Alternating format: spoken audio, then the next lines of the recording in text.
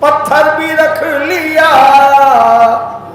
ہنس ہنس کے ہر غموں کو اٹھائے حسین نے، ہنس ہنس کے ہر غموں کو اٹھائے حسین نے۔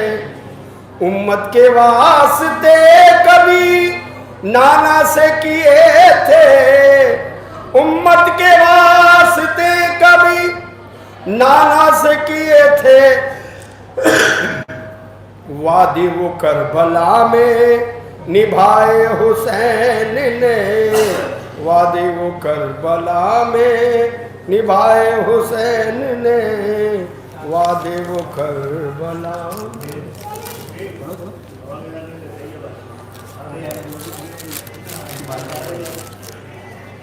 نعرہ صلوات اللہم صلی علی محمد وآلہ محمد۔ او الہی حشر اپنا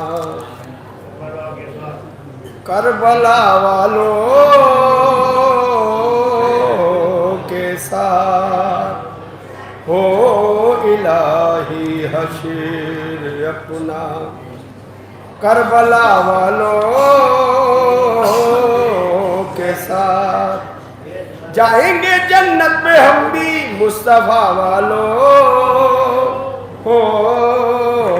کے ساتھ، ہو الہی حشر اپنا۔ اللہ اللہ بھی نکلا کیسا مقدر کا دھنی، دم کے دم میں جا ملا کیسا خدا والوں کے ساتھ، ہو الہی حشر اپنا۔ جب علی ہے ساقیے کوثر تو کچھ پرواہ نہیں، خوب جی بھر کے پیئیں گے مرتضیٰ والوں کے ساتھ، ہو الہی حشر اپنا۔ میری بخشش کا بظاہر کوئی بھی سامان نہ تھا یہی ساما صبر میں کربلا والوں کے ساتھ، ہو الہی حشر اپنا۔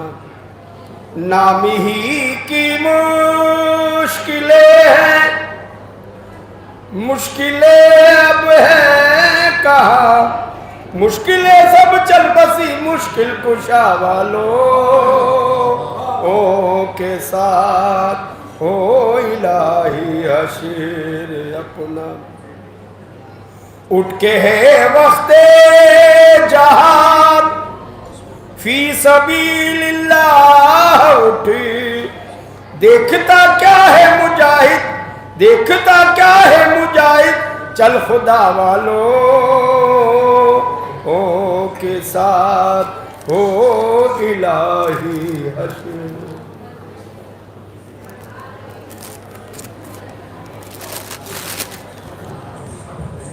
نعرہ صلوات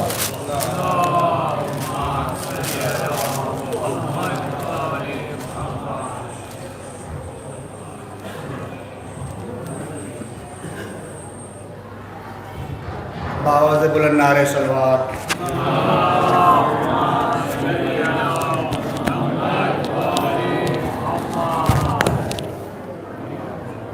خدا کی ساری زمین پہ ہم نے حسین سا مہربان دیکھا، خدا کی ساری زمین پہ ہم نے حسین سا مہربان دیکھا، حسین ہی ہے حسین ہوگا، حسین ہی ہے حسین ہوگا، جہاں بھی دیکھا جہاں نہ دیکھا، خدا کی ساری زمین پہ ہم نے حسین سا مہربان دیکھا ہے، جس کا نانا حبیب خالق کہ جس کی ممنون کل خدائی ہے، جس کا نانا حبیب خالق کہ جس کی ممنون کل خدائی، بطول مادر اسی کی لوگوں ملا حسن سا عظیم بھائی کہ نسل آدم میں بھی کسی کا، کہ نسل آدم میں بھی کسی کا ہو باپ کل ایمان دیکھا، خدا کی ساری زمین پہ ہم نے حسین سا مہربان دیکھا ہے، نوح کی کشتی بچائی اس نے ہے، موسیٰ کو راہ دکھائی اس نے ہے، نوح کی کشتی بچائی اس نے ہے، موسیٰ کو راہ دکھائی اس نے، خضر کی زندگی بڑھائی اس نے، یعقوب کو دی بینائی اس نے، حسین جیسا ارس فرس پہ، حسین جیسا ارس فرس پہ بنا سرے دو جہان دیکھا، خدا کی ساری زمین پہ ہم نے حسین سا مہربان دیکھا،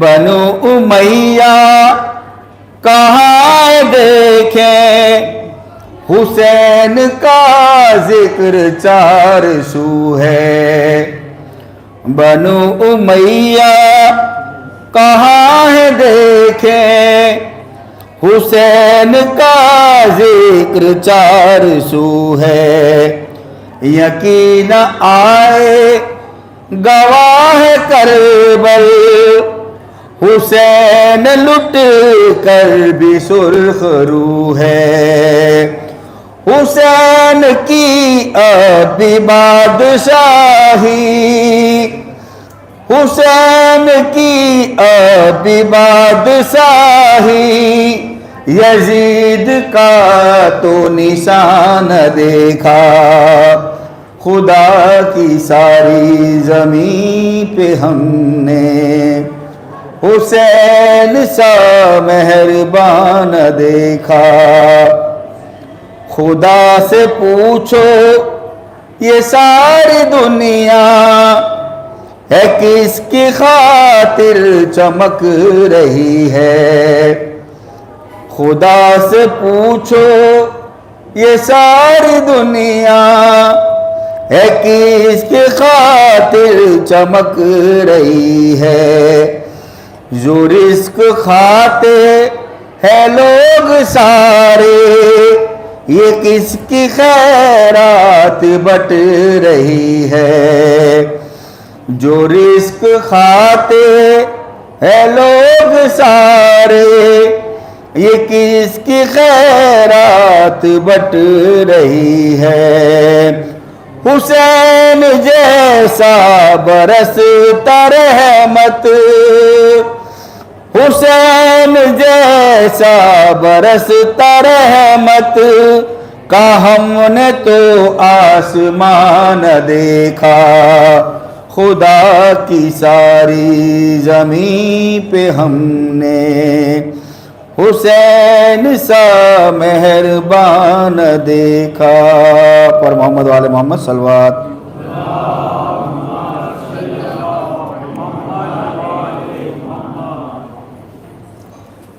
کیے ہیں سمر نے دو قاتل ایک خنجر سے کیے ہیں سمر نے دو قاتل ایک خنجر سے لہو حسین کا پوچھا بہن کی چادر سے کیے ہیں سمر نے دو قاتل ایک خنجر سے غریب زہرا وہیں روتے روتے ہی مر جاتا غریب زہرا وہیں روتے روتے مر جاتا بہن اٹھا کے نہ لاتی جو لاش اکبر سے کیے ہیں سمر نے دو قاتل ایک خنجر سے کسی نے بالوں سے پکڑا کوئی اٹھا کے چلا کسی نے بالوں سے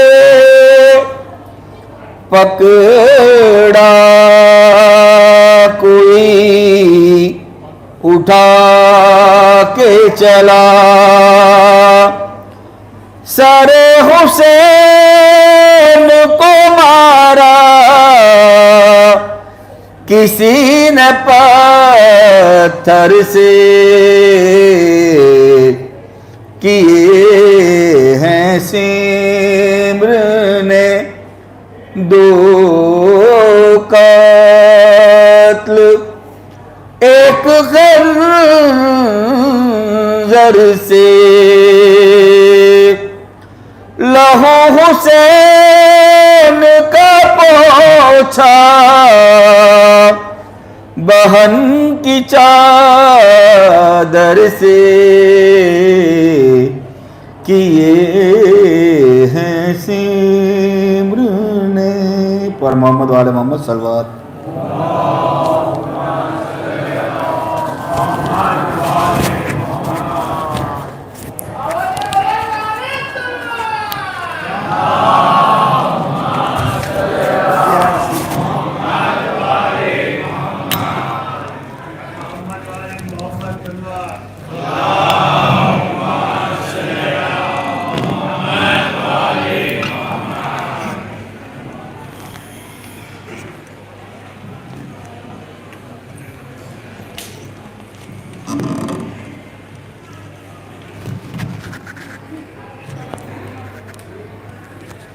بآواز بلند نعرہ صلوات.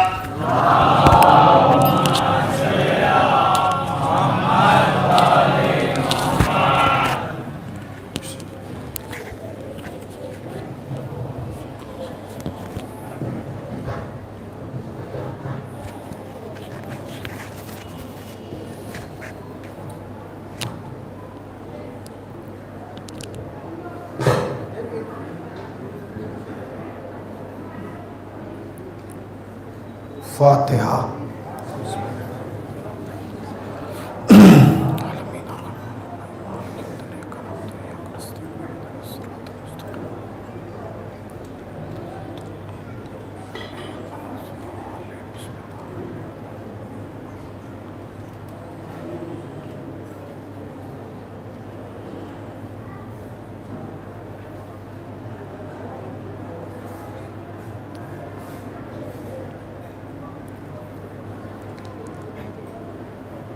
لا حول ولا قوة الا باللہ العلی العظیم. اعوذ باللہ من الشیطان اللعین الرجیم. بسم اللہ الرحمن الرحیم. الحمد للہ الذی ذکرہ لشرف الذاکرین وشکرہ فوز للشاکرین وطاعتہ نجاتا للمطیعین. الصلاة والسلام علی رسول الثقلین محبوب رب المشرقین ورب المغربین ولی الدارین امام القبلتین جد الحسن والحسین ابی القاسم محمد.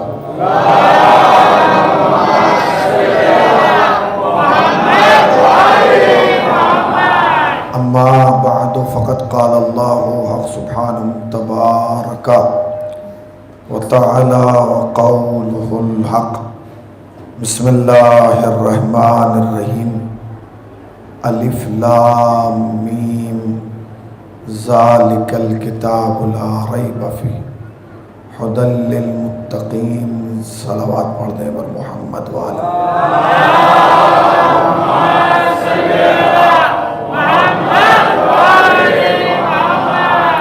انتہائی واجب الاحترام قبلہ و کعبہ اور حاضرین فرش عزا،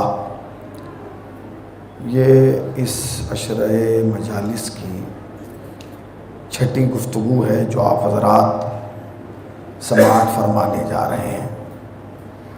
ایک طالب علم کی حیثیت سے کوشش یہ کی گئی کہ آپ تک کربلا کا بیک گراؤنڈ اور کربلا کا پس منظر اور کربلا کی بنیاد کن چیزوں پہ رکھی گئی ہے ان چیزوں کو بیان کیا جائے.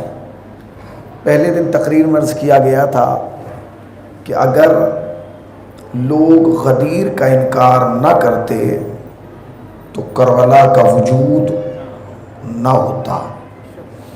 یہ علی کی ولایت سے بھاگنے کا نتیجہ تھا کہ جس کے اثرات کربلا میں نظر آئے. ہم نے اپنی گفتگو کو غدیر سے شروع کیا اور غدیر کے بعد پھر مختصر طریقے سے اجمالی طور پر وہ واقعات اور وہ حادثات بیان کیے کہ جو غدیر کے 70 دن کے اندر رونما ہوئے اور پھر مرسل اعظم کا اس دنیا سے پردہ کرنا اور اس کے بعد مولائے کائنات کا 25 سال کا سکوت. اور پھر کل ہم اپنی گفتگو کو یہاں تک لائے تھے کہ مولائے کائنات کوفے میں آ چکے ہیں اور آپ نے اپنی حکومت کو قائم کر دیا ہے. یہ تاریخ کا ایک منظر ہے جو میں آپ کو دکھا رہا ہوں. اگر زحمت نہ ہو ایک صلوات پڑھیں تھوڑا تھوڑا آگے آ جائیے.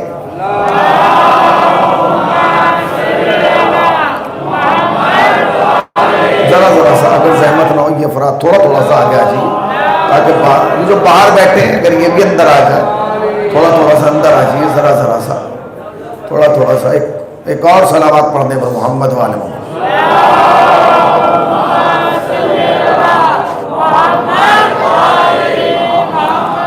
تو ایک اور صلوات پڑھنے پر محمد والے محمد.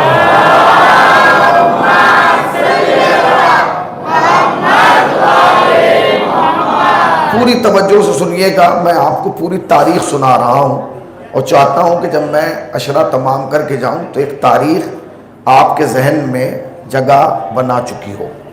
تو مولائے کائنات نے دارالحکومت جو بنایا وہ کوفے کو بنایا، یعنی مسجد کوفہ کو آپ نے دارالحکومت بنایا. یہ بھی شیعوں کے لیے افتخار کی بات ہے کہ ہمارے پہلے نے حکومت کی تو کوفے سے کی, ہمارا آخری حکومت کرے گا. نہیں, آپ نے غور ہی نہیں کیا نا. مجلس تو پہلے ہی لفظ سے شروع ہوتی ہے. آپ اتنا سوچتے رہتے ہیں کہ مجلس آگے چلی جاتی ہے, آپ یہیں رہ جاتے ہیں. پھر سنیے, یہ ہمیں افتخار ہے کہ ہمارے پہلے نے بھی حکومت کوفے میں کی, اور جب ہمارا آخری آئے گا تو وہ بھی حکومت کوفے ہی سے کرے گا, کیونکہ دنیا میں واحد امام ہمارے ہیں کہ ہمارا پہلا بھی کعبے سے آیا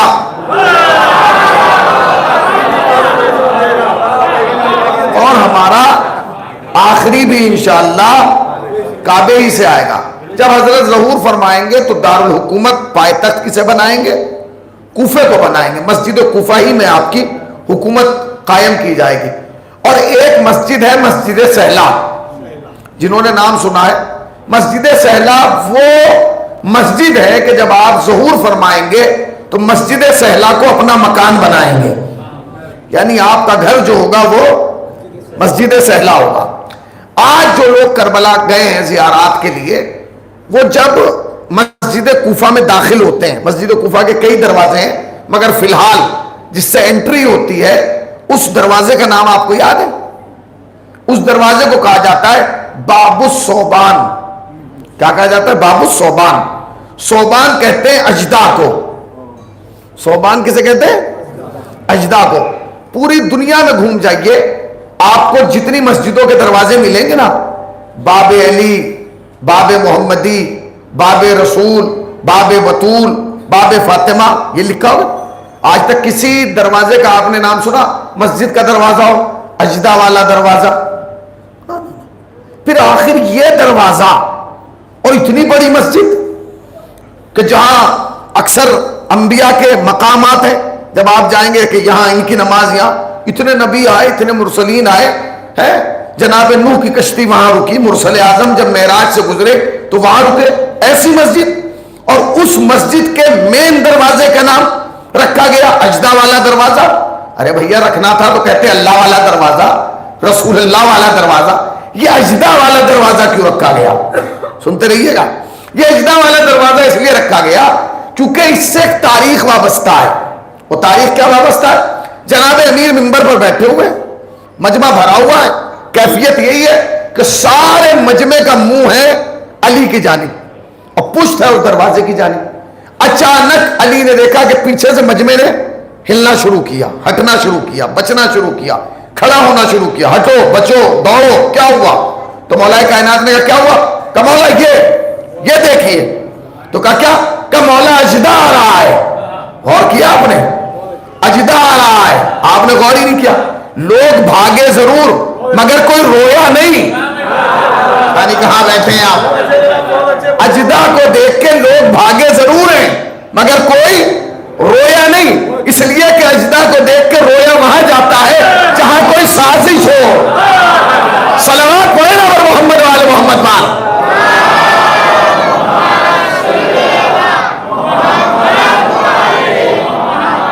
تو جناب امیر نے کہا جگہ دو, مجمع نے جگہ دی. اب وہ دیکھا کہ اجدا ہے. لوگوں نے کہا یہ کیا ہوا؟ وہ آیا, حضرت نے کہا نہیں دو اس کو. مجمع کھڑا ہو گیا. وہ اجدا آیا اور آنے کے بعد منبر کی پیڑیوں سے چڑھا اور یہاں آیا اور حضرت کے کان میں کچھ کہا. حضرت نے اس کو دیکھے, مسکرائے اور کچھ کہا. اس نے سنا, واپس آیا, قدموں کا بوسہ لیا اور جس راستے سے آیا تھا اسی راستے سے چلا گیا. اجدا تو چلا گیا. اس کے جانے کے کافی دیر تک لوگوں کو سناٹا رہا. بھائی چلا گیا تو ایک صاحب کھڑے ہوئے, یا علی یہ کیوں آیا تھا, اس نے کیا کہا اور آپ نے اسے کیا کہا؟ تو امام نے فرمایا دیکھو پریشان نہ ہو, یہ قوم جن سے تھا, یہ قوم جن سے تھا.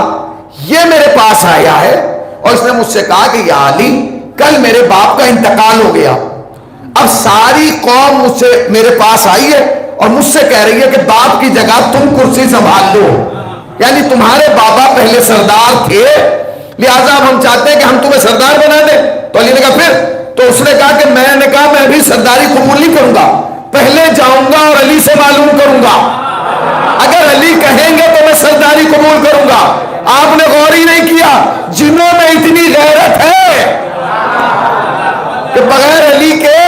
منصب قبول نہیں کرنا چاہیے. چلا گیا جی. اب وہ تو چلا گیا مگر آج تک اس کا نام باب الثعبان رہا.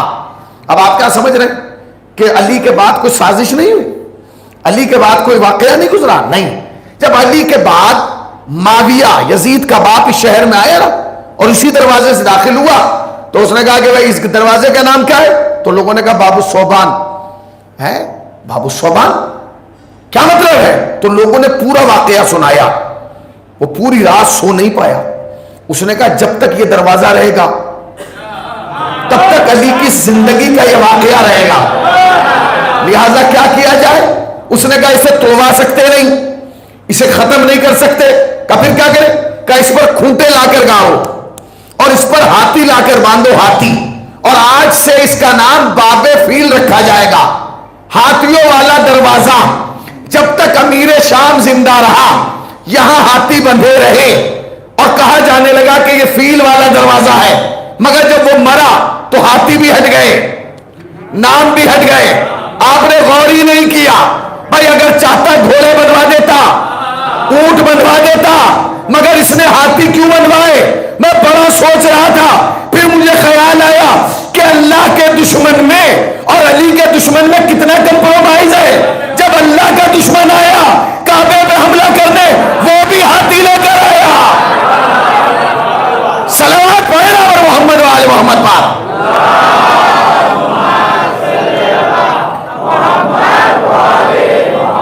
تو مولا کائنات نے کوفے میں حکومت قائم کر دی.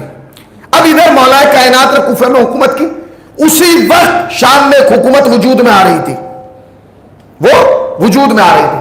مگر اس شام والی حکومت میں اور کوفے والی حکومت میں فرق یہ تھا کہ کوفے والا خود حاکم نہیں بنا تھا, لوگوں نے آ کے علی سے کہا تھا کہ ہم آپ کی بیعت کرنا چاہتے ہیں اور وہ خود بیٹھ گئے. مگر ان کی مشکل یہ تھی کہ انہوں نے حکومت تو بنا لی, سمجھ گئے نا, شام والا کون؟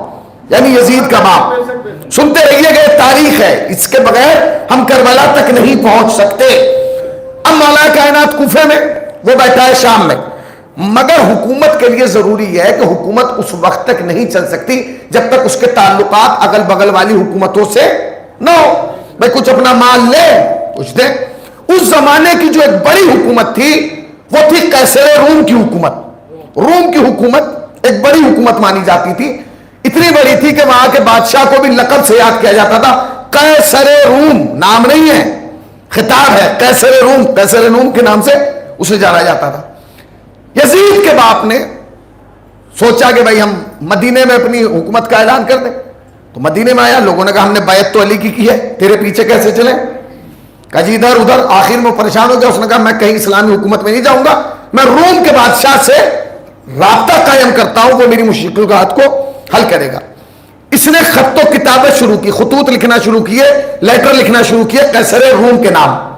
یہ خط لکھتا رہا مگر کسی خط کا جواب نہیں آیا, کیونکہ یہ خط بھیج رہا تھا اور بادشاہ خط ڈسٹبن میں پھینک رہا تھا, خط کا جواب ہی نہیں آ رہا. بڑا پریشان. ایک دن اس نے اپنے بیٹے یزید کو بلایا اور بلانے کے بعد کہا اب علی کہاں ہے؟ کوفے میں. سنتے رہیے گا. اور یہ سب کہاں ہو رہا ہے؟ شام میں. اس نے کہا کہ بیٹا میں مسلسل قیصر روم کو خط لکھ رہا ہوں مگر قیصر روم نے ہمارے کسی خط کا جواب نہیں دیا, لہذا میں یہ چاہتا ہوں کہ اس بار خط نہ جائے بلکہ حکومت کا نمائندہ جائے اور جا کے قیصر روم کو بتائے کہ ہماری حکومت کتنی بڑی ہے, ہمارے یہاں کیا پیدا ہوتا ہے, ہم کیا بیچتے ہیں, ہم کیا خریدتے ہیں, ہماری حکومت کب سے ہے اور ہماری حکومت کے بادشاہ کیا ہے, اصول کیا ہے اور قیام کن بنیادوں پر رکھا گیا. اس نے کہا کہ ٹھیک ہے. کہا بابا یہ بتائیے کہ وہ نمائندہ بن کے کون جائے گا, کسے آپ اپنی حکومت کا سفیر بنا کے بھیجیں گے؟ تو اس نے کہا میرے لال تم سے اچھا کون ہے, تم جاؤ اور حکومت کا پرچار کرو. باپ کے کہنے پر یزید حکومت کا سفیر بن کر روم آ گیا. اب روم کا بادشاہ کوئی معمولی تو تھا نہیں کہ ہر آدمی آئے اٹھا کے منہ اور مل لے, اس کا ایک پروٹوکول تھا. جب یہ آیا تو اسے دروازے پر روک لیا گیا. کہاں سے آئے؟ اس نے کہا شام سے آیا ہوں. کیوں آئے ہو؟ کہا بادشاہ سے ملنا ہے. کہا بادشاہ ایسے نہیں ملتا, پہلے جا کے ہم بادشاہ کو بتائیں گے کہ شام سے ایک شخص آیا ہے جو آپ سے ملنا چاہتا ہے, اگر وہ اجازت دیں گے تو آپ کی ملاقات ممکن ہے. وہ گیا. اس نے جانے کے بعد کہا کہ بادشاہ سلامت, شام سے ایک شخص آیا ہے اور اپنے آپ کو شام کی حکومت کا نمائندہ کہہ رہا ہے, آپ سے ملنا چاہتا ہے, بتائیے ملاقات کرائیں یا واپس بھیج دیں؟ اب سنیے گا جملہ, آمادہ ہو جائیے اور اس جملے کو کی پذیرائی کیجیے. کہا اچھا. قیصر روم بہت عقل مند تھا, اس نے ایک بلینک پیپر اٹھایا, وائٹ پیپر, کوڑا کاغذ, اور سپاہی کو دیا اور دے کے کہا اس کے پاس جا جو سفیر بن کے آیا ہے اور اس سے اس پر لکھوا کہ یہ بتا کہ جس حکومت کا وہ نمائندہ بن کے آیا ہے اس حکومت کو بنے ہوئے کتنے دن ہو گئے, اس کا پہلا بادشاہ کون تھا اور موجودہ بادشاہ کون ہے, اور وہ جو بادشاہ ہے اس کی ننیھال کہاں کی ہے اور ددیال کہاں کی ہے, حسب کیسا ہے اور نسب کیسا ہے, خاندان کیسا ہے اور کنبہ کیسا ہے. اس نے کہا کہ ٹھیک ہے. وہ آیا, اس نے لیٹر پیپر رکھا یزید کے سامنے, اس پر لکھو. اس نے کہا کیا لکھو؟ کہا یہ لکھو. اس نے کہا کہ ٹھیک ہے میں لکھتا ہوں. اس نے لکھنا شروع کیا, مگر اس نے چالاکی یہ کی, عقل مندی نہیں. میں یہ نہیں کہوں گا کہ یزید عقل مند تھا, اس لیے کہ ہمیں یقین ہے کہ جو دشمن علی ہوگا وہ چالاک ہو سکتا ہے, عقل مند نہیں ہو سکتا. بھائی تاریخ کربلا گواہ ہے کہ نہیں؟ کربلا میں عمر عاص تھا چالاک, حر تھا عقل مند. تو جو چالاک تھا وہ یزیدیوں میں رہ گیا, جو عقل مند تھا وہ حسینیوں میں آ گیا. فرق ہے, فرق ہے. اس نے کہا کہ ٹھیک ہے. اس نے خط رکھا, کیس پہ لکھو. اس نے لکھنا شروع کیا, مگر اس نے چالاکی یہ کی کہ جہاں اپنے باپ کا نام لکھا نا وہاں بریکٹ میں لکھا خلیفۃ المسلمین, یعنی مسلمانوں کا خلیفہ. اس نے کہا کہ ٹھیک ہے. وہ لیٹر اٹھا کے دیا گیا کہ لے کے جاؤ اور بادشاہ کو دے دو. بادشاہ کے سامنے لا کے رکھا گیا. بادشاہ نے پورا خط وہ پڑھا اور نگاہ آ کے رک گئی خلیفۃ المسلمین پہ. اس نے کہا بھیا یہ تو مسلمانوں کا خلیفہ کا نمائندہ ہے, تمہیں نہیں پتا اگر اس سے ملاقات نہ کی گئی تو ایک جنگ کا آغاز ہو جائے گا, پتہ نہیں یہ کیا کرنے. تو اس نے رات ہی کے وقت میں اپنے مشیر کو بلایا, اپنے وزیر, اپنے سفیر کو. وہ آیا, اس نے کہا کہ بادشاہ سلامت, اس رات کے اندھیرے میں کیوں بلایا گیا ہے؟ تو اس نے کہا اس لیے بلایا ہے کیونکہ مسلمانوں کے خلیفہ کا نمائندہ مجھ سے ملنے آیا ہے اور وہ ملنا چاہتا ہے. تو اس نے حیرت بھری نگاہوں سے دیکھ کے کہا مسلمانوں کے خلیفہ کا نمائندہ؟ اگر پہلے والوں کا ہوتا تو میں مان لیتا. کہ کیوں؟ کہ پہلے والے تھے مجبور. یہ ہے مختار. کہ کیا کہہ رہا ہے؟ کہاں سے آیا ہے؟ کہ شام سے. کہ غلط. کہ کیوں؟ کہ اس لیے کیونکہ مسلمانوں کا حاکم شام میں نہیں رہتا, کوفہ میں رہتا ہے. ذرا جاگیے میں کیا کہہ رہا ہوں. صلوات پڑھنا اور محمد والے محمد پر.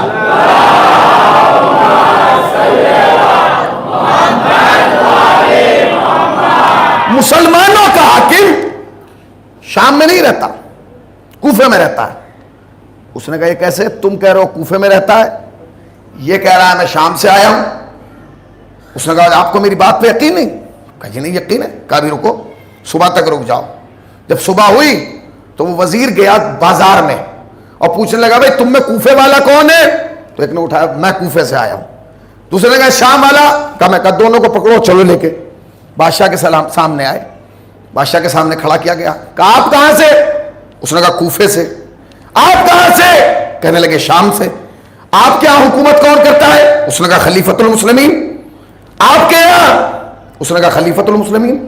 کمال ہے, دو شہر الگ الگ ہیں اور دونوں کے یہاں خلیفۃ المسلمین حکومت کر رہا. تو بادشاہ نے پوچھا کوفے والے سے کیا تو نے اپنے خلیفۃ المسلمین کو دیکھا ہے؟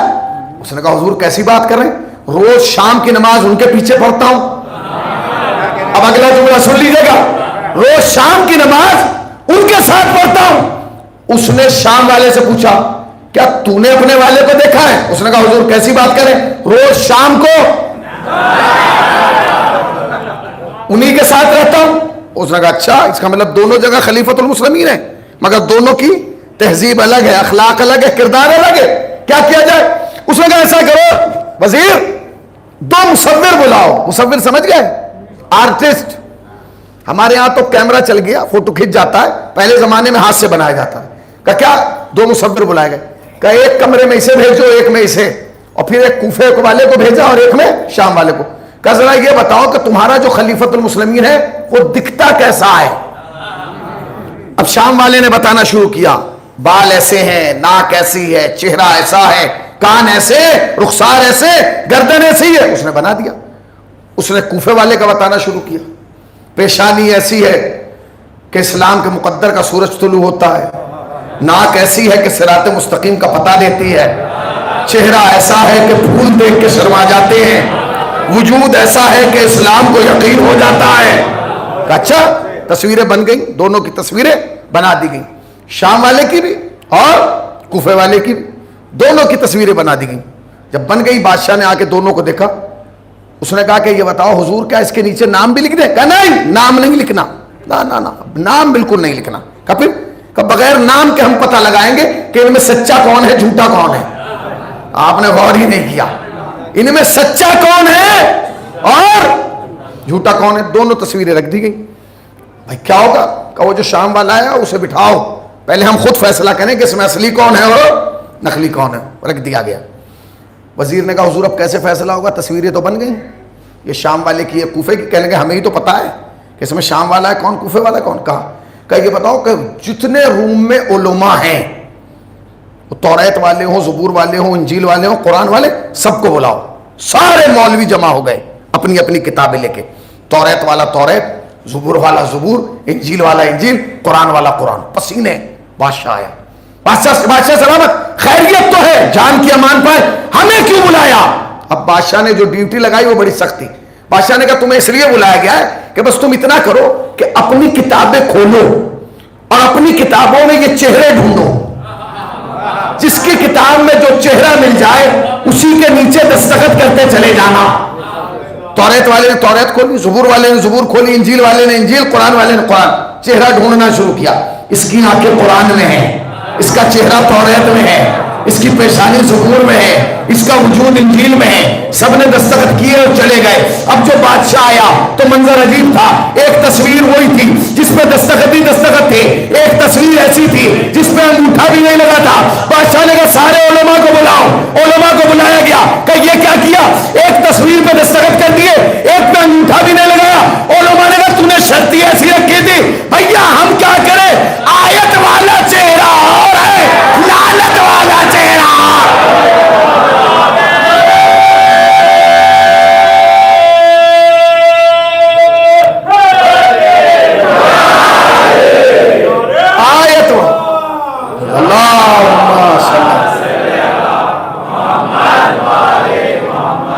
آیت والے چہرے اور ہیں، لعنت والے چہرے اور ہیں.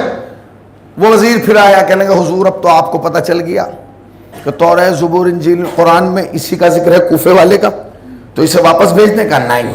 کہا پھر؟ کہ جھوٹے کو جھوٹے کی حد تک پہنچائیں گے. کیا کریں؟ کہنے کاغذ اور قلم لے کے آؤ. کیوں؟ کہ خط لکھو کوفے والے کے نام.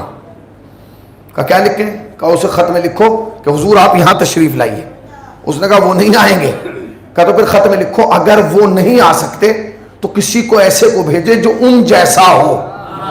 ارے ذرا جاگے، میں کیا کہہ رہا ہوں. اگر وہ خود نہیں آ سکتے تو کسی ایسے کو بھیجے جو ان جیسا ہو. خط لکھا گیا. جب قاصد خط لے کے پہنچا تو علی مسجد کوفہ میں بیٹھے تھے، منبر پہ تھے. قاصد آیا، بھرا ہوا مجمع ہے. خط دیا گیا، امام نے خط پڑھا، مسکرائے، کیونکہ خط میں لکھا تھا یا آپ آئیے یا اسے بھیجیے جو آپ جیسا ہو. علی نے اپنی دائیں جانب دیکھا تو حسن کھڑے تھے. آئے آئے آئے آئے، مسکرا کے حسن کو قریب بلایا اور بلا کے خط دیا. حسن نے خط پڑھا. کہا بابا کیا حکم ہے؟ کہا میرے لال اس قاصد کے ساتھ چلا جا. کہا بابا جا کے کیا کرنا ہے؟ کہا کچھ نہیں کرنا، جیسے ہی تو پہنچے گا سارا مجمع سمجھ جائے گا سچے باپ کا سچا بیٹا کون ہے، جھوٹے باپ کا جھوٹا بیٹا. دکھائی گئی مل کے.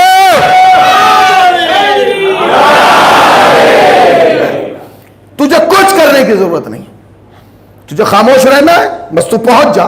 امام نے کہا ٹھیک ہے. آ گئے، قاصد کے ساتھ روم آ گئے. اب دو کمرے ہیں، ایک میں یزید کو ٹھہرایا گیا ہے، ایک میں امام حسن کا قیام. بادشاہ کو پتہ چلا کہ حضور وہ کوفے والے کا بھی نمائندہ آ گیا. کہا تو کرنا کیا ہے؟ کہا بتائیے. یہ تو آپ نے بولا کہ نہیں ایسا کرو کل اعلان کر دو پورے شہر میں کوئی دکان کوئی ٹھیا کچھ نہیں، سب بند. سب دربار میں آئیں گے. اس نے کہا اتنا مجمع دربار میں کیسے آئے گا پورا شہر؟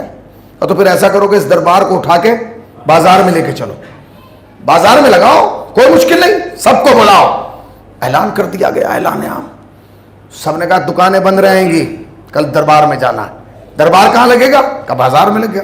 بازار میں دربار سجایا گیا, سارا مجمع آ گیا. بادشاہ آیا, سارا مجمع کھڑا ہو گیا. اس نے کہا بادشاہ سلامت, جان کی امان پائیں, کیوں بلایا ہے؟ کہا بھیا مسئلہ یہ ہے کہ ایک پوسٹ کے 2 آدمی آ گئے اور دونوں کا دعویٰ یہ ہے کہ ہم خلیفۃ المسلمین کے جانشین ہیں, ان کی جانب سے آئے. کہا پھر کہ بس تمہیں دیکھ کے بتانا ہے کہ ان میں سچا کون ہے, جھوٹا کون ہے. اس نے کہا ٹھیک ہے. بادشاہ بیٹھ گیا, تخت پہ بیٹھا. اب مجمع بھرا ہوا ہے, کیفیت سمجھیے گا. سامنے تخت پہ بادشاہ, ادھر بھی مجمع, ادھر بھی مجمع, اور سامنے ایک صدر دروازہ بنایا گیا, مین گیٹ. بادشاہ بیٹھا. جب سارا مجمع بیٹھ گیا, بادشاہ نے سپاہیوں سے کہا جاؤ شام والے کو لاؤ, جاؤ شام والے کو لے کے آؤ. سپاہی گئے, یزید بیٹھا ہوا تھا, کہا چل تجھے دربار میں بلا رہے ہیں.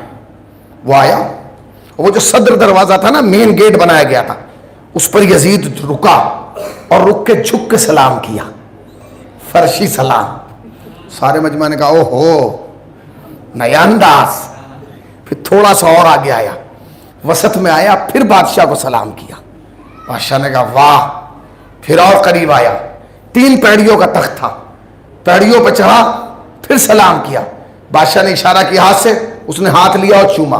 بادشاہ نے حقارت بھری نگاہوں سے کہا جا کرسی خالی پڑی ہے, بیٹھ جا. بیٹھ گیا. یہ تھی یزید کی انٹری. اب بادشاہ نے کہا اب ذرا جاؤ کوفے والے کو لے کے آؤ. سپاہی پہنچا, امام حسن بیٹھے ہوئے تھے. حضور چلیے آپ کو دربار میں بلایا ہے.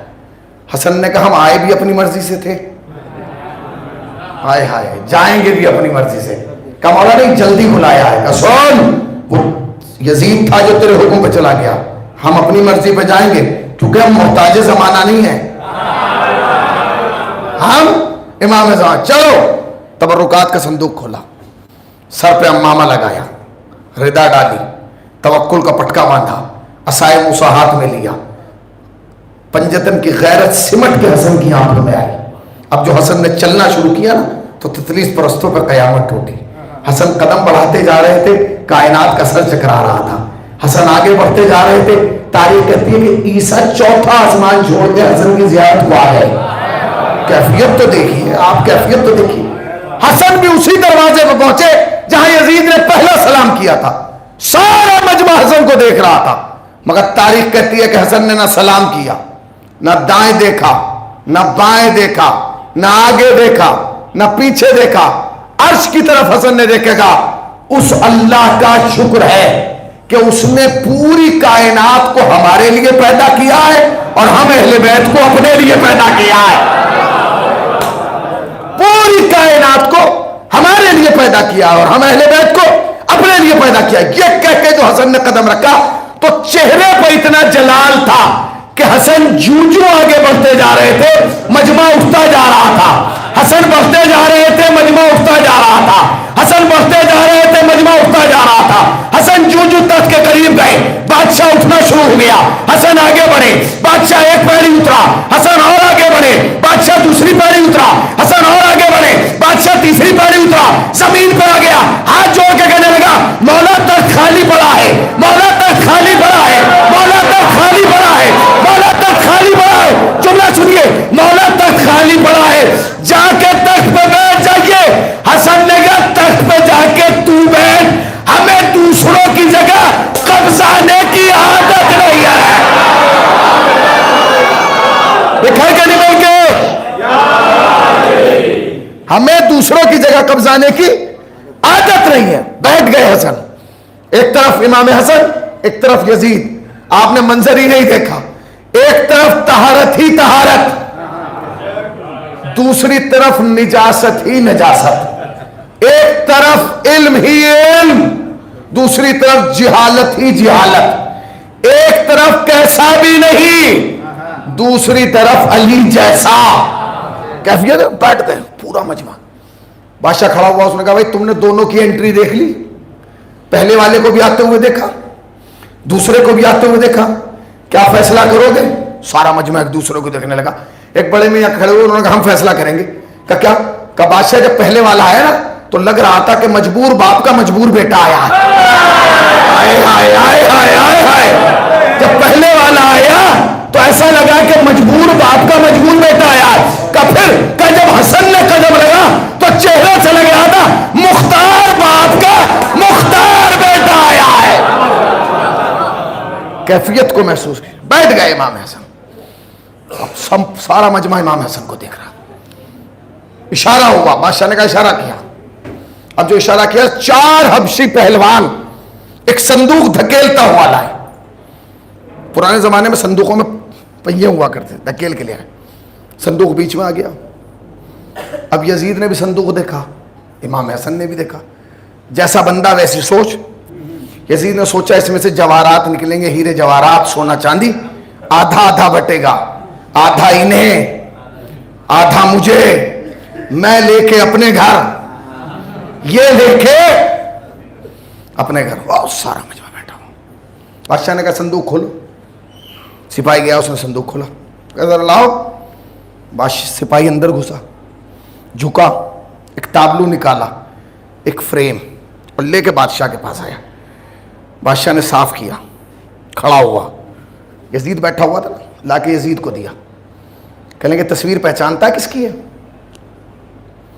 یہ تصویر پہچان رہا ہے کس کی ہے؟ یزید نے چاروں طرف سے گھما کے دیکھی. کہنے لگا میں تو نہیں جانتا کس کی تصویر ہے. اس نے کہا تو نہیں جانتا, تیرا باپ جانتا ہے. پتہ نہیں کہاں بیٹھے آپ. تو نہیں جانتا, تیرا باپ جانتا ہے. اس نے کہا اگر میرا باپ جانتا تو مجھے بتا کے بھیجتا. آپ نے غور ہی نہیں کی. کہاں سے لاؤ گے ایسا بیٹا؟ بھرے دربار میں اپنی بھی جہالت کا اقرار کر لیا, اپنے باپ کی بھی جہالت کا اقرار کر لیا. اس نے کہا مجھے نہیں پتا.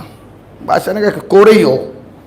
پھر مڑا امام حسن کی طرف, آیا, زمین پہ بیٹھا, ایک ہاتھ امام حسن کے پاؤں پہ رکھے, اور پھر ایک ہاتھ سے تصویر اٹھا کے کہا مولا میں جانتا ہوں کہ آپ جانتے ہیں. ارے ذرا جاگیے. مولا میں جانتا ہوں کہ آپ جانتے ہیں. مولا اس مجمع کو بتا دیجئے کہ یہ تصویر کس کی ہے. امام حسن نے تصویر لی. میں نہیں بتاؤں گا, میں نہیں بتاؤں گا. بادشاہ کو پسینے کہ اگر یہ نہیں بتا رہا, اس کا تو بنیادی حق ہے. یہ جاہل, اس کا باپ جاہل, دادا جاہل, یہ کیوں نہیں بتا رہے؟ یہ تو سراپا علم ہے, علم لدنی. امام نے کہا میں نہیں بتاؤں گا. اور سارا مجمع اٹھ کے کہ یہ نہیں بتا رہا, یہ بھی نہیں بتا رہے, مسئلہ کیسے حل ہوگا؟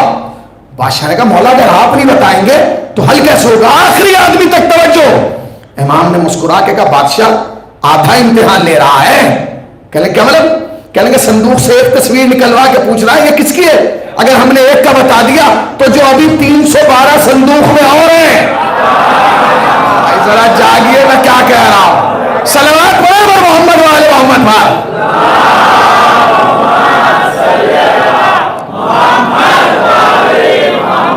بھائی اگر ایک تصویر کا ہم نے بتا دیا تو جو صندوق میں 312 ہے ان کا کون بتائے گا؟ اور لوگوں نے کہا اسے تو یہ بھی پتا ہے صندوق میں کتنی ہے. مولا پھر کیا کرنے کا, ساری نکالو اور لگاؤ. بتائے گا کون؟ کہ ہم بتائیں گے. اور کون بتاتا؟ اب کیلے تو تھی نہیں کہ دیوار پہ ٹانگ دیا جائے. 313 سپاہی تصویریں لے کے کھڑے ہوئے. امام حسن اپنی جگہ سے اٹھے, امام نے چلنا شروع کیا. امام آگے آگے, بادشاہ پیچھے پیچھے. امام آگے آگے, بادشاہ پیچھے پیچھے. امام آگے آگے, بادشاہ پیچھے پیچھے. امام آگے آگے, بادشاہ پیچھے پیچھے. امام آگے آگے, بادشاہ پیچھے پیچھے. تمہارے سننے میں سلام ہے. امام آگے آگے, بادشاہ پیچھے پیچھے. امام آگے آگے, بادشاہ پیچھے پیچھے. تم نے غور ہی نہیں کیا, امامت آگے رہتی ہے, بادشاہ پیچھے رہتی ہے. امام آگے آگے چل رہے ہیں, بادشاہ پیچھے پیچھے چل رہا ہے. آئے مولا بتائیے. امام نے کہا سن, میں بتاؤں گا. یہ آدم ہے, یہ نوح ہے, یہ ابراہیم ہے, یہ اسماعیل ہے, یہ یحییٰ ہے, یہ زکریا ہے, یہ شیش ہے, یہ انوش ہے, یہ مہلائل ہے, یہ قینان ہے, یہ عدنان ہے, یہ عمران ہے, اور یہ میرا نانا محمد ہے. یہ کہنا تھا کہ مجمع اٹھ گیا, نعرے لگنے لگے, حسن سچا, حسن سچا, حسن سچا, حسن سچا. بادشاہ نے امام کے ہاتھ چومے اور چوم کے کہنے لگے کیا کہنا مولا, اس سے ایک تصویر کا نہیں بتایا گیا؟ آپ نے 313 کے بتا دیے. یہ کہہ کے تخت کی طرف جانے لگا. جاتے ہوئے بادشاہ کا امام نے ہاتھ پکڑ لیا. کہاں جا رہا ہے؟ کہنے لگا مولا تخت پہ بیٹھ کے اعلان کروں گا. کہنے لگا ابھی نہ جا, ابھی تو کچھ اور بھی بتانا ہے. کہا مولا کیا بتانا ہے؟ میں نے نام پوچھا تھا ایک کا, آپ نے بتایا 313 کا. کہنے لگے سن, ابھی تو وہ بتایا ہے نا جو تو نے پوچھا ہے. پھر کہا ابھی خالی نام بتایا ہے, خالی نام نہیں بتائیں گے, ان کے زمانے بھی بتائیں گے, زمینیں بھی بتائیں گے, علاقے بھی بتائیں گے, وقت بھی بتائیں گے, صحابی بھی بتائیں گے, دشمن بھی بتائیں گے, ماننے والے بھی بتائیں گے, نہ ماننے والے بھی بتائیں گے, کتابیں بھی بتائیں گے, صحیفے بھی بتائیں گے, ازواج بھی بتائیں گے, اہل خانہ بھی بتائیں گے. امام نے بتانا شروع کیا. سن, یہ آدم ہے, اس کا زمانہ یہ تھا, زمین یہ تھی, علاقہ یہ تھا, ماننے والے یہ تھے, نہ ماننے والے یہ تھے. امام نے بتانا شروع کیا. مجمع اٹھ گیا. حسن سچا, حسن سچا, حسن سچا, حسن سچا. بادشاہ نے ہاتھ چومے, پھر تخت کی طرف جانے لگا. امام نے کہا کہاں جا رہا ہے؟ کہ مولا تخت پہ بیٹھنے دیجیے نا, میں نے نام پوچھا تھا, آپ نے نام بتایا, حسب بتایا, نسب بتایا, خاندان بتایا, کتاب بتائی, علاقہ بتایا, زمین بتائی, زمانہ بتایا. اب بچہ کیا ہے؟ امام نے کہا سن, ابھی تو ہم نے تجھے ان کے بارے میں بتایا ہے نا, ابھی یہ بتانا رہ گیا ان میں کس پر میرے باپ علی کا کیا احسان ہے. دکھائی گیا نہیں مل کے؟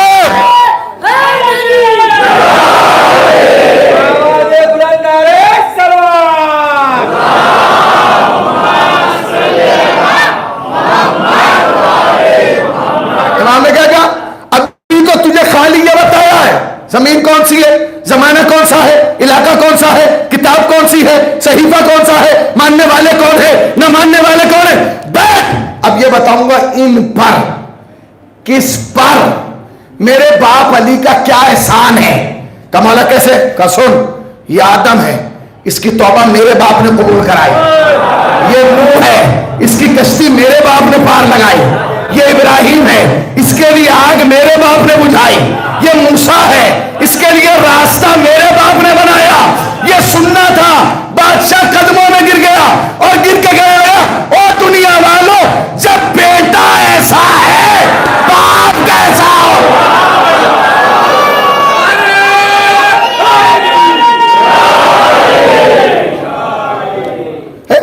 جب بیٹا ایسا ہے باپ کیسا ہوگا. اب جملہ کہو آپ سب کی جانب سے, اگر میں ہوتا تو دربار میں یہی کہتا, بادشاہ شکر ادا کر کہ بیٹا آیا ہے. آئے آئے تمہارے سننے پر سلام ہے. بھائی پیچھے والے چپ کیوں ہیں؟ ان کی سمجھ میں نہیں آ رہا. عربی میں بات ہو رہی ہے, سنسکرت میں بول رہا ہوں میں, پنجابی میں خطاب ہو رہا. پہلی کی بات جس زبان میں وہ سمجھ لینا چاہیے, اس لیے کہ آج تم یہاں ان کی حمایت میں بولو گے, محشر میں یہ تمہاری حمایت میں بولیں گے. کیا کہا بھائی؟ میں کہتا بادشاہ احسان مان, آخری آدمی تک احسان مان کہ بیٹا آیا ہے, شکر ادا کر کے بیٹا آیا ہے, مٹھائیاں بانٹ کے بیٹا آیا ہے. کیوں؟ اس لیے کہ اگر باپ آتا تو علی کو بتانے کی ضرورت نہیں تھی, تصویریں خود بولتی ہم پر علی کا کیا ہے.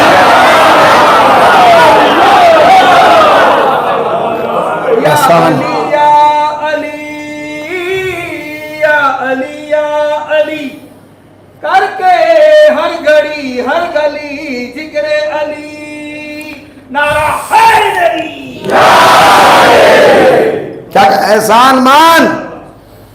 امام نے کہا کہ ہم بتائیں گے تجھے. امام کو بٹھایا بادشاہ نے, یزید کی طرف دیکھ کے کہا خود جاؤ گے یا پہنچواؤں؟ اس کے بعد خود جاؤ گے یا پہنچو گے؟ میں جا رہا ہوں. اچھا یہ تو آئے ہوئے تھے یہاں آفیشیل میٹنگ پہ, ابا وہاں ماحول بنائے ہوئے تھے شام میں, میرا بیٹا گیا ہے, اتنے مہینے ہو گئے, قیصر روم اتنا متاثر ہو گیا, آنے نہیں دے رہا ہے. وہ اتنی دیر میں تذکرہ ہو ہی رہا تھا کہ سپاہی دوڑا ہوا, حضور مبارک ہو, شہزادہ آ گیا. شہزادہ آ گیا؟ کون؟ کہ جی بلاؤ, یزید آیا, بلاؤ. اب جو سمجھے وہ سمجھے, جو نہیں سمجھے انہیں اللہ سمجھے گا. بلاؤ. سپاہی گیا, یزید سے کہنے لگا آپ کو ابا بلا رہے ہیں. یزید نے حیرت بھری نگاہوں سے دیکھ کے کہا کس کا ابا؟ کہاں بیٹھے ہیں آپ؟ کس کا ابا؟ کس کا ابا بھائی؟ کہا جی آپ کا. اچھا ہمارے ابا ہیں, بلا رہے. کہا کیوں؟ میں نہیں جاؤں گا, منع کر دو, منع کرو, میں نہیں آتا. اس نے آگے کہا کہ جی وہ تو پہلے تو ابا ہی ماننے کو تیار نہیں. بڑی مشکل سے انہوں نے ابا مانا. آپ کہہ رہے ہیں بلا رہے ہیں تو آ نہیں رہے. کہیں نہیں بلاؤ. سپاہی پھر گیا, حضور بلا رہے ہیں آپ کو ابا. اچھا آ رہا. آیا, سجا ہوا دربار ہے, لوگ بیٹھے ہیں. ہاں شہزادہ آیا, وہ وہاں, ابا یہاں. ارے بیٹے کب آئے؟ کہا بھی آیا. دیکھو بعد میں جانا, پہلے انہیں بتاؤ کہ روم میں ہوا کیا. میں ہوا کیا یہاں دربار میں بتاؤں انہیں کہ روم میں کیا ہوا. یعنی 2 بار ذلیل, پہلے وہاں پھر یہاں. اس نے ایک جملہ کہا. اب جملہ اگر آپ سمجھ گئے تو سمجھ گئے, نہیں سمجھے تو بھئی اللہ سمجھے گا. یزید نے کہا ابا روم کی بات روم میں بتاؤں گا. آئے آئے آئے آئے آئے آئے. میں کیوں چپ ہو گیا بھائی؟ جب تک تم داد دو گے تبھی تک میں پڑھوں گا. ادھر تم چپ, میں بھی چپ. صلوات پڑھیں اور محمد وعلى محمد.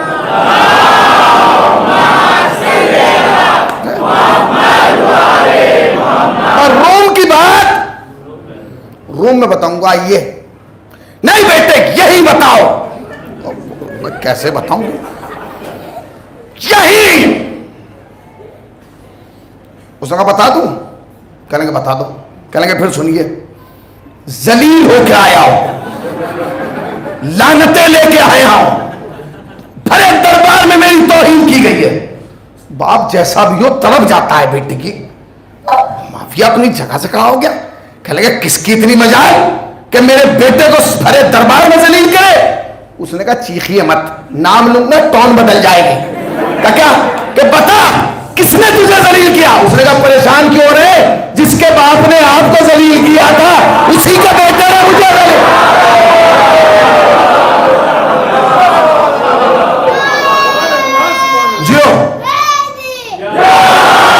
بس اکیلا یہ بچہ ہے جو میرا درد سمجھ رہا ہے. صلوات پڑھیں پر محمد وعلی محمد پر.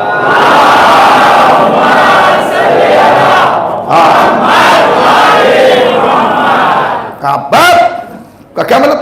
کا پریشان, ابھی نام لوں گا آواز خود والیوم ختم ہو جائے گا. پریشان کون ذلیل کرتا؟ کا کیا کہ جس کے باپ نے آپ کو ذلیل کیا تھا اسی نے مجھے ذلیل کیا. کس نے ذلیل کیا؟ کہنے لگے حسن ابن علی. بس یہ کہنا تھا, خوش ہو گیا. کہنے لگے بیٹے پھر پریشان نہ ہو, خوش ہو. کہ کیوں؟ کہ یہ سوچ کے خوش ہے کہ تجھے کائنات کے عزت داروں نے ذلیل کیا ہے, کسی ذلیل نے ذلیل نہیں کیا ہے. شکر ادا کر کائنات کے. اس نے کہا جی میں تو بدلہ لوں گا. اس نے کہا کیا؟ میں تو بدلہ لوں گا حسن سے اس توہین کرنا. بہت بے عزتی, آپ تو یہاں بیٹھے تھے بھرے دربار میں مجھے ذلیل, میں بدلہ لوں. اس نے کہا بیٹے کیا کہہ رہا؟ کہ خیال دماغ سے نکال دے گا. جی میں تو نہیں نکالوں گا. کہنے نکال دے, اسی میں بھلائی ہے. کہ نہیں میں تو نہیں نکالوں گا. کہا چھوڑ دے. کہا کیوں؟ کہ اسی امید میں تیرے دادا نکل گئے, اسی امید میں ہم بیٹھے, اور یہ امید تو لے کے بیٹھ گیا کہ ان کو کوئی ذلیل نہیں کر سکتا, اس لیے کہ ان کی عزت کی ذمہ داری اللہ نے لی ہے. من تشاء وہ تو ذل من تشاء. کیا سمجھ رہا؟ میں تو بدلا لوں گا. جب تک مولا کائنات زندہ رہے تب تک تو اسے موقع نہیں ملا. مگر جب مولا کائنات اس دنیا سے چلے گئے تو معاویہ آیا ہے مدینے میں. مدینے میں آیا تو یزید نے کہا ابا شہر اس کا ہے, لوگ اس کے ہیں, مجمع اس کا ہے, موقع غنیمت ہے, بدلہ لے لیجئے. اس نے کہا بیٹے میں پھر کہہ رہا ہوں سوچ لے. نہیں بدلہ لے لیجئے. اس نے کہا ٹھیک ہے بدلہ لے لیں گے, کوئی مشکل نہیں. اس نے کہا ایسا کرو جتنے بھی مجھ سے ملاقات کے لیے آئے سب کو سونا چاندی دو, آپ کو جو آ رہا ہے لیجئے, اشرفیاں آئیے. کہا بھائی بدلہ کیسے لیا جائے گا؟ کہ 2 طریقے سے بدلہ لیا جائے گا. کہ کیا؟ کہ جب حسن دربار میں آئے تو سب کے لیے اٹھاتے ہو پردہ, پردہ ہٹاتے ہو نا, ہے حسن کے لیے پردہ نہیں ہٹانا, حسن اپنے لیے پردہ خود ہٹائیں گے اور خود آئیں گے. کہ پھر کہ ایسا کرو جب حسن یہاں آ کے بیٹھ جائیں تو سب کو مال دیا جانا نا, تھوڑا بہت, اسے اتنی تھیلیاں, اس کو اتنی اشرفیاں, اس کو اتنا. جب حسن آئے تو جتنا مال صبح کے پہلے آدمی سے آخری آدمی تک دیا گیا نا اتنا اکیلے حسن کو دینا. ارے اتنا اکیلے حضور اگر اتنا حسن کو دے دیں گے بچے گا کیا؟ آپ تو فقیر ہو جائیں گے. تو اس میں کہا نئی بات کون سی ہے؟ اس میں نئی کون سی بات ہے؟ ہو جائیں تو ہو جائیں. کہ پھر کہ تم سمجھے نہیں، وہ ہے علی کا بیٹا اور امام بھی ہے، کچھ بھی ہو جائے حسن یہ مال لے گا نہیں. اچھا حسن تو لیں گے نہیں، ہمارا تو بھوکال بن جائے گا ماحول. ہم نے تو مال دیا تھا نہیں لیا، تو اس میں عزت تو ہماری بڑھے گی. حسن کی تھوڑی، ہم نے دیا تھا نہیں لیا، لے لیتے، ہماری طرف سے تو چلا گیا تھا. تو اس سے کیا ہوگا؟ مال کا مال بچ جائے گا اور عزت کی عزت بن جائے گی. اس نے کہا کہ ٹھیک ہے. سپاہی کو بلایا جو دروازے پہ کھڑا ہوتا، صبح کے لیے سب کے لیے پردہ ہٹانا، شبن ببن کبن، مگر جب حسن آئے خبردار اگر تو نے پردہ ہٹایا تیرے ہاتھ کٹوا. اس نے کہا جی مجھے کیا ضرورت ہے، میں نوکر ہوں آپ کو، تنخواہ آپ سے لیتا ہوں، کیا ضرورت ہے مجھے ہٹانے کی. بیٹھ گیا ہاتھ باندھ کے بیٹھ گیا. اتنی دیر میں باہر کا سپاہی دوڑا ہوا آیا. اس نے کہا کیا ہوا؟ سارے درباری ڈر گئے. کیا ہوا؟ اس نے کہا حضور امامت آ رہی ہے. غور ہی نہیں کیا. شکر ادا کرو کہ قیامت نہیں آئی، امام آ رہے ہیں. اچھا امام آ رہے ہیں. اس نے کہا پیچھے دروازے سے پیچھے پردہ نہیں ہٹا. اس نے کہا کہ ٹھیک ہے. جیسے امام حسن نے دروازے کی پہلی پیڑھی پہ قدم رکھا آدھا پردہ اٹھ گیا، دوسرا قدم رکھا اور اوپر اٹھ گیا، تیسرے قدم پہ چھت سے جا کے لگ گیا. سارا دربار پردے کو دیکھنے لگا. یزید کا باپ بھی پردے کو دیکھ رہا ہے، یہ وہاں کیسے، یہ وہاں کیسے. پھر اسے دربان کو دیکھ رہا. دربان کہہ رہا مجھے کیوں گھور رہا، میرے تو ہاتھ پہلے ہی بندھے ہیں. کہاں بیٹھے ہیں، کاش آپ سمجھ جاتے، میرے تو ہاتھ پہلے ہی بندھے. امام حسن دربار کے دروازے میں کھڑے ہوئے، سارے مجمع کو دیکھا اور معاویہ کو دیکھ کے کہنے لگے او معاویہ تیری حکومت یہاں تک ہے، میری امامت وہاں تک ہے. صلوات پڑھے پر محمد و آل محمد.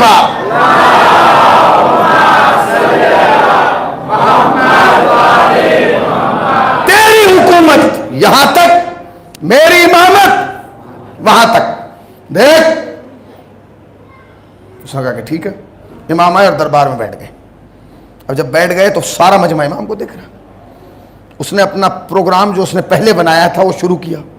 اے حسن کو لا کے مال دو. تشت پہ تشت، انبار پہ انبار، حبشی غلام لا رہے ہیں، رکھے جا رہے ہیں. اور اس نے امام کی طرف دیکھ کے کہا حسن یہ سب تمہارے لیے، سب تمہیں دے رہا ہوں. تم بھی کیا یاد رکھو گے میں امیہ کا بیٹا ہوں. افتخار دیکھ رہے ہیں آپ. تم بھی کیا یاد رکھو گے میں کس کا بیٹا ہوں. یہ تو امیہ کو بھی نہیں پتا ہوگا، یہ تو تیری خوش فہمی ہے. تم بھی کیا یاد رکھو گے میں امیہ کا بیٹا ہوں. امام نے کہا ہو گیا. کہا امام نے دوش فریدہ ڈالی اور چلے. اب جو دروازے کی طرف چلے نا، ایک جملہ کہہ رہا ہوں آہستہ سے زور سے سمجھ لیجیے گا. امام کی نالین نے کروٹ لے لی کیونکہ کسی کی قسمت کو سیدھا ہونا تھا.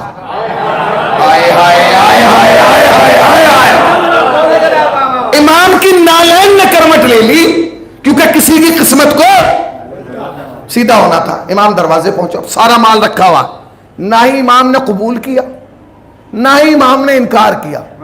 امام اٹھ کے چلے، دروازے پہ آئے تو جوتی کرمٹ لے چکی تھی. امام نے جوتی کو دیکھا، کسے سیدھا کروں کیا کروں. اس سے پہلے کہ وہ جو ہاتھ باندھے کھڑا تھا وہ دوڑ کے آتا، مولا کیا کر رہے ہیں، میں کس کام کا ہوں، رکیے. اس نے جوتی اٹھائی، صاف کی، چومی، سر پہ لگائی، سینے سے لگائی. کہنے لگے مولا پہن لیجئے پہن لیجئے. اب ایک جملہ کہوں گا سن لیجئے گا. امام نے آہستہ سے پیر جوتی میں ڈالا اور اس کے سر پہ ہاتھ رکھ کے کہا غلام یہ سارا مال تیرا. کہاں بیٹھے ہیں بھائی ذرا جاگیے. غلام یہ سارا مال تیرا. آپ جو ابھی ایک جوتی پہنائی ہے، ایک معاویہ تو ہل گیا کہ جب ایک جوتی پہ ساری دولت دے دی. کہا ایک جوتی پہنانے پہ دنیا، ایک جوتی پہنانے پہ آخرت. جیسے امام نے کہا یہ سارا مال تیرا. یزید کا باپ تخت سے کھڑا ہو گیا. کہنے لگے حسن یہ کیا کر دیا, ایک جوتی پہنانے میں اتنا مال دے دیا. حسن نے کہا بیٹھ جا اور یاد رکھ اگر تم امیہ کا بیٹا ہے نا میں فاطمہ کا لال ہوں. امیہ کا بیٹا ہے میں فاطمہ کا لال. امام نے جوتیاں پہنی. اب جو کہا نا تو اب یزید دیکھ رہا ہے, اس نے گلے بدلا, پڑ گیا سکون, ٹھنڈک مل گئی, بدلا لے گا, مال بھی گیا عزت بھی گئی. تو تو ذلیل ہو کے آیا ہی تھا, مجھے بڑے دربار میں ذلیل کرا. حسن کو ایسے نہ جانے دینا, روکو.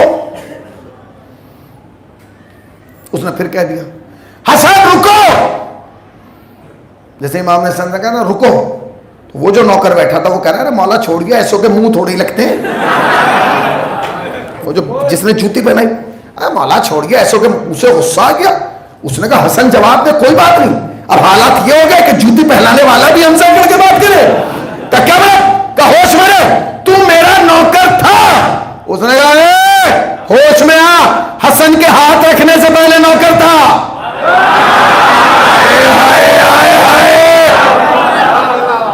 حسن کے ہاتھ رکھنے سے پہلے نوکر تھا. اب حسن نے ہاتھ رکھ دیا نا, اب تو تجھ جیسے نوکر ہیں. چلیے مولا ایسو کے منہ نہیں. اس نے کہا حسن ایسے نہیں جاؤ. امام حسن نے کہا ٹھیک ہے کوئی بات نہیں. کہنے لگے بتاؤ اپنے خاندان کے مردوں کے بارے میں بتاؤ. امام نے کہا چلو مردوں کے بارے میں بتا دیں.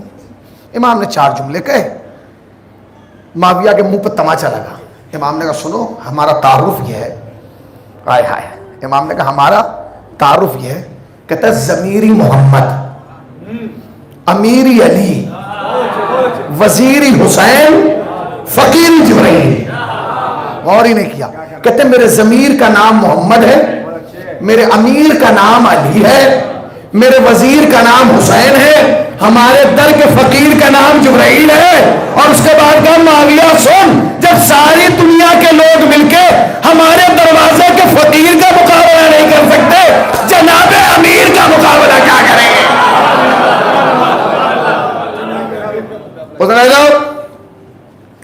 لو لے بدلا کر کرے. نہیں ایسے نہیں. مردوں کے بارے میں تو ان کے گھر کی عورتوں کے بارے میں بات کرو. بھرے دربار میں امام نے کہا تاریخی جملہ ہے, بہت بڑا جملہ ہے. اگر اس جملے پہ شیعہ کھڑا ہو کے قیامت تک بھی نعرے لگائے نا, حق کے داد ادا نہیں ہوگا. امام نے کہا سن, میں اپنی ماں حوا سے لے کے سارا تک, سارا سے لے کے ہاجرہ تک, ہاجرہ سے لے کے خدیجہ تک, خدیجہ سے لے کے فاطمہ تک, سب کا شجرہ تیرے دربار میں بیان کرتا ہوں. تو اپنی ماں کا کردار میرے کان میں بیان کرتے ہیں. کہاں بیٹھے ہیں؟ اب ایک آہستہ سے صلوات پڑھ دیجئے.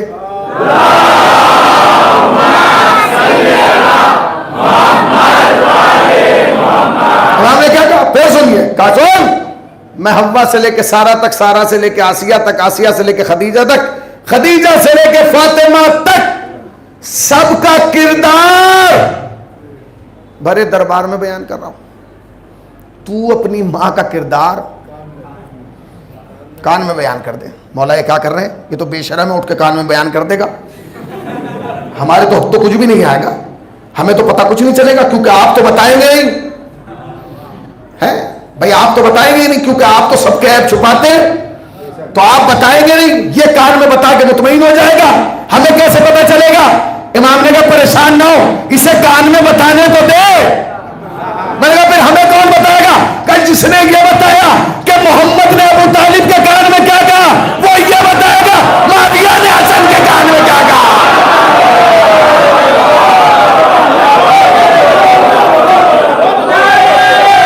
بچڑ کے بھی مل گئے.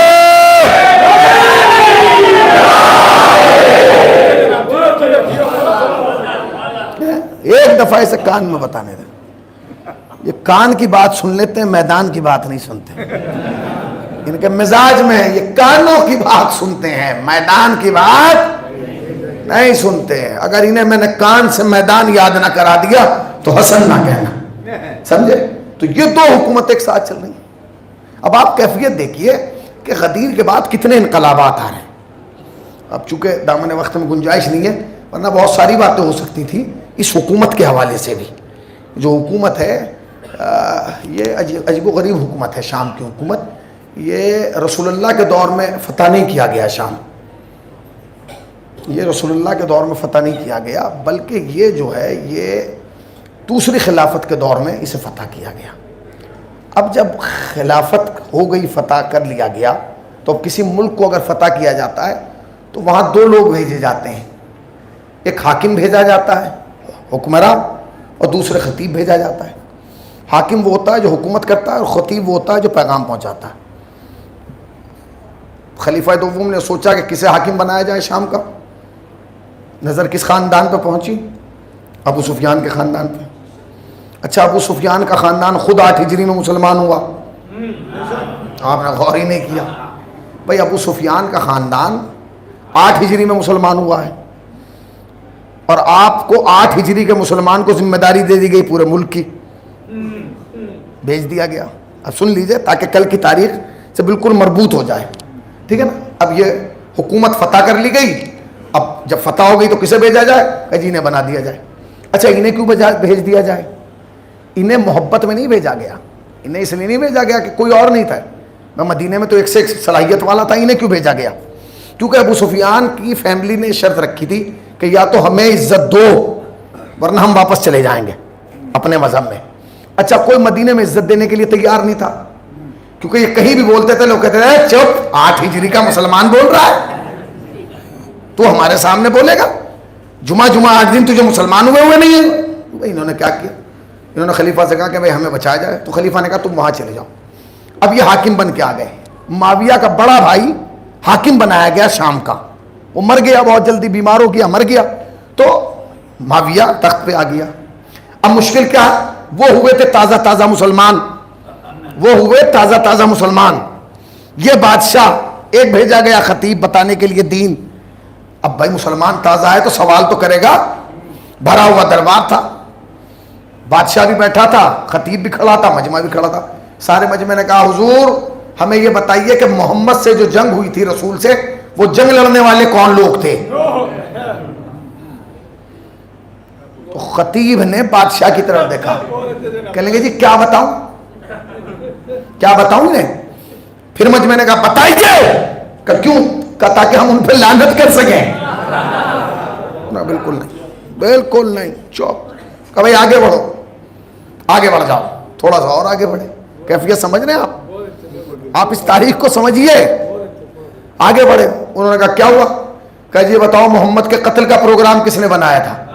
کون تھا وہ؟ خطیب نے پھر دیکھا, حضور بتاؤ. کہنے لگے نہیں, مٹی ڈالو, آگے بڑھو, دباؤ, اس کو دباؤ.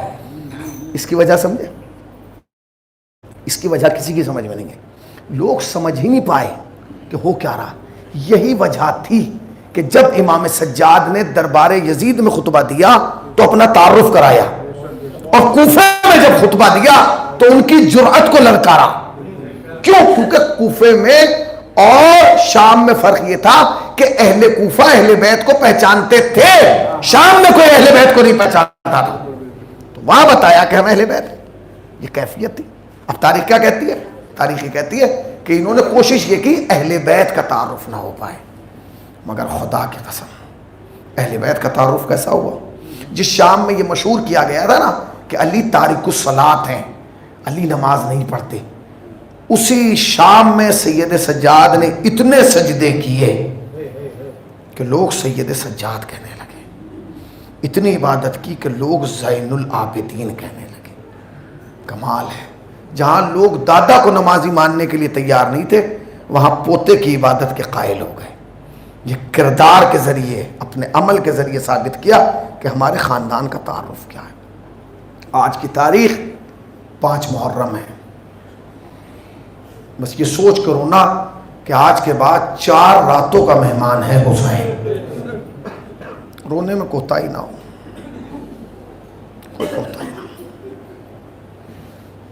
تاریخ کہتی ہے کہ جب جناب زینب سلام اللہ علیہ پیدا ہوئی نا, مرسل اعظم آئے ہیں رسول خدا, جناب زینب کی زیارت کی ہے, اور کہنے لگے فاطمہ یہ جو میری نواسی ہے نا یہ دین پہنچانے کا کام کرے گی.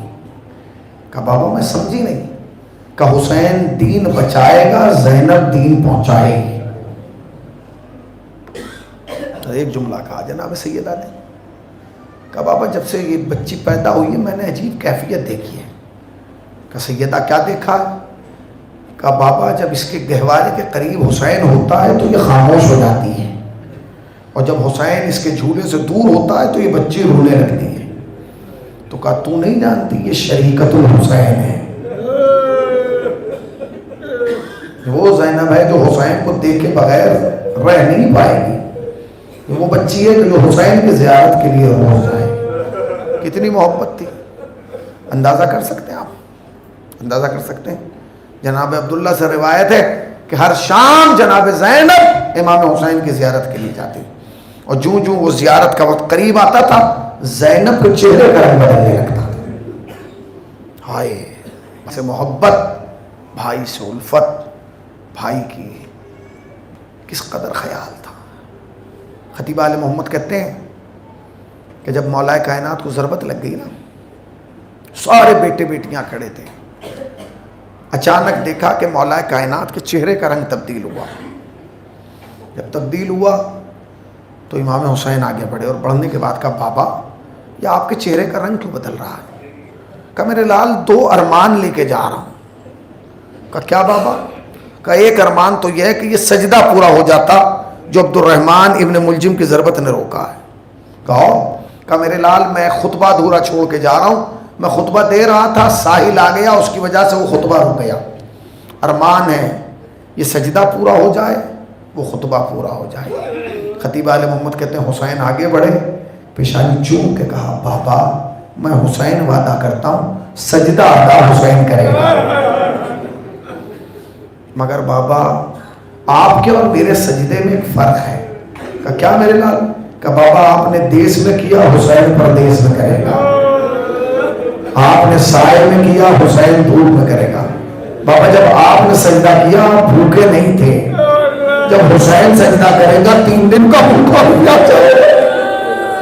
بابا آپ کے اور میرے سجدے میں ایک فرق ہے. کہ کیا کرے گا؟ کہ بابا جب آپ نے سجدہ کیا نا تو آپ کے سینے میں کوئی زخم نہیں تھا. مگر جب میں سجدہ کروں گا اکبر کی جوانی کا زخم، عباس کے کٹے ہوئے بازوؤں کا زخم، قاسم کے پامال لاشے کا زخم لے کے، اور بابا میں ایسا سجدہ کروں گا کہ آپ نجف چھوڑ کے کربلا آ جائیں گے اور کہیں گے آؤ دنیا والے دیکھو میرا حسین سجدہ کر رہا ہے. انبیاء آؤ میرا حسین سجدہ کر رہا ہے.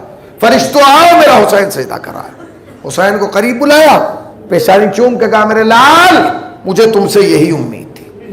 کلیجہ سنبھال لیجئے گا. خطیب آل محمد کہتے ہیں اس کے بعد علی نے اپنے بیٹوں کی طرف دیکھ کے کہا میرے لاڈلو سجدہ تو ادا حسین کرے گا، اب میرا وہ کون سا بیٹا ہے کہ میرا خطبہ مکمل کرے. خطیب آل محمد کہتے ہیں اس سے پہلے کہ علی کا کوئی بیٹا آگے بڑھتا چادر سنبھال کے زینب آگے بڑھی اور پڑھ کے کہا بابا خطبہ ادا سجدہ ادا حسین کرے گا، خطبہ ادا زینب کرے گی، اور بابا میں ایسے خطبہ دوں گی آپ کا نابینا صحابی پہچان نہ پائے گا. خطبہ دینے والی کون؟ یہ زینب ہے یا علی؟ ہاں میری لاڈلی علی کو تجھ سے یہی امید تھی. علی تو اس دنیا سے چلے گئے.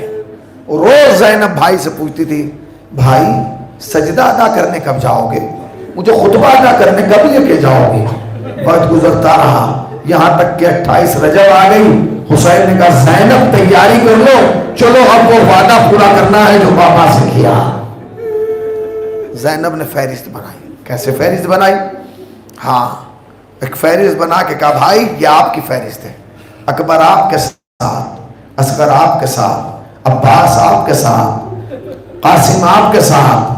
اس کے بعد کہا بھائی سکینہ میرے ساتھ، کبرا میرے ساتھ. بھائی میں آپ کی بہن ہوں، ایک قدم بھی آپ سے پیچھے نہیں رہوں گی. کہ زینب نے سمجھا نہیں کہ بھائی کربلا میں ایک آپ ایک بھائی دیں گے عباس جیسا، زینب 2 دیں گی، ایک عباس جیسا ایک حسین جیسا. بھائی کربلا میں آپ ایک بھتیجا دیں گے قاسم جیسا، زینب 3 دے گی، ایک قاسم، ایک اکبر، ایک اصغر۔ اس کے بعد کہتی ہے بھائی کربلا میں آپ بھی 2 بیٹے دیں گے، میں بھی 2 بیٹے دوں گی، ایک کون جیسا ایک محمد جیسا۔ یہ کہنا تھا، زینب نے کہا بھائی میں جلدی میں کہہ گئی، آپ بھی 2 بیٹے دیں گے، میں بھی 2 بیٹے دوں گی، آپ کے میرے بیٹوں کا مقابلہ تو نہیں، مگر بھائی میں وعدہ کرتی ہوں آپ کے بیٹوں کے بعد سجاد آپ کی نسل بچا لائے گا، زینب کی ناز۔ بھائی کربلا کے بعد زینب کی نسل ختم ہو جائے گی۔ اللہ اکبر، چلی ہے زینب، چلی ہے۔ حسین نے کہا بہن میں تمہیں لے کے جاؤں گا مگر میری ایک شرط ہے۔ کہ شرط کیا ہے؟ کہ جاؤ پہلے اپنے شوہر عبداللہ سے اجازت لو۔ عبداللہ بستر بیماری پہ تھے، زندگی میں آہستہ قدم چلنے والی زینب تیز قدموں سے چل کے آئی ہے۔ آنے کے بعد عبداللہ کے قریب بیٹھ گئی۔ ایک مرتبہ جناب عبداللہ نے آنکھیں کھولی، علی کی بیٹی زمین پہ بیٹھی ہے، کہتی ہے شہزادی کا قیامت آ گئی، علی کی بیٹی اور زمین پہ بیٹھ جائے؟ کہتی ہاں عبداللہ میں آج شہزادی بن کے نہیں آئی ہوں، کچھ مانگنے آئی ہوں۔ کہ بتائیے بیوی کیا مانگنا چاہتی ہے؟ کہتی ہے اے عبداللہ میرا بھائی مدینہ چھوڑنا ہے، اے عبداللہ میں چاہتی ہوں میں حسین کے ساتھ چلی جاؤں۔ شہزادی میں نے منع نہیں کیا، چلی جائیے۔ کہ نہیں ایسے نہیں، میرا بھائی مجھے لینے آ رہا ہے۔ اتنی دیر ہوئی کہ دق الباب ہوا، زندگی میں آہستہ قدم چلنے والی زینب دوڑ کے دروازے پہ کھولا، دروازہ کھولا، سامنے حسین، پھر عباس، پھر اکبر قریب آئے۔ عبداللہ سے اجازت لی، کہا زینب تیار ہو، ہم تمہیں لینے آئے ہیں۔ خطیب آل محمد کہتی ہے حسین کی طرف دیکھ کے کہا نا بھائی میں چلنے کے لیے تیار ہوں، بس میری اتنی گزارش ہے آج مجھے مدینے سے وہ لے کے جائے جو واپس مدینے پہنچانے کا وعدہ کرے۔ حسین نے عباس کو دیکھا، فرات نظر آئی، اکبر کو دیکھا، پرچھی نظر آئی، آواز دی اکبر سجاد کو بلا لا۔